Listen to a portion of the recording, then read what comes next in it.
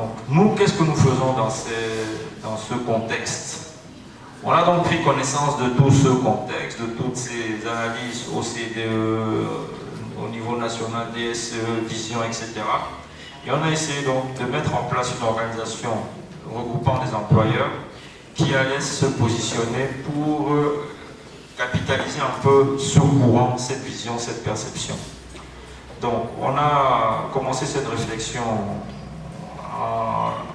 pendant les années 2007-2008 et officiellement on a démarré nos activités en 2009. Nous défendons prioritairement les PME.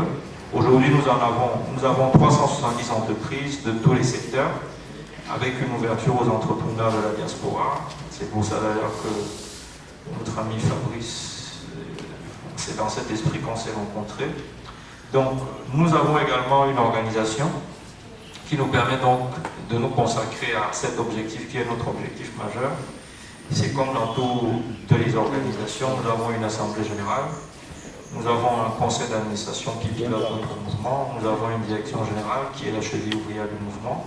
Nous n'avons pas voulu avoir un secrétariat, c'est pas un secrétariat, nous avons une direction générale parce qu'on a des objectifs, on a une démarche de gestion qui a voulu se situer au cœur même de la démarche des entreprises. Donc nous ne nous considérons pas comme une administration, nous nous considérons comme une entreprise au service de l'entreprise. Donc on a également des commissions qui sont des lieux de réflexion sur les questions économiques, sur les questions sociales, sur les questions d'entrepreneuriat des jeunes, d'entrepreneuriat des femmes, les TIC, etc. Donc il y a 10 commissions qui ont été regroupées sur le plan opérationnel en 3. Et puis nous avons également des instances sectorielles sur la base desquelles nous agissons de manière spécifique par rapport aux problématiques propres à chaque secteur de l'économie, industrie, services, commerce, etc.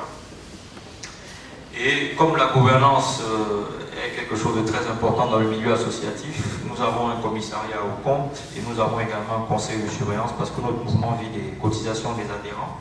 Nous ne recevons aucune subvention, nous ne demandons pas de subvention.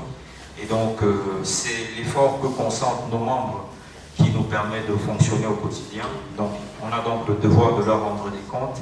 Et notre conseil de surveillance et notre commissaire aux comptes sont un peu les garants de ce travail de reddition fidèle des comptes à nos adhérents.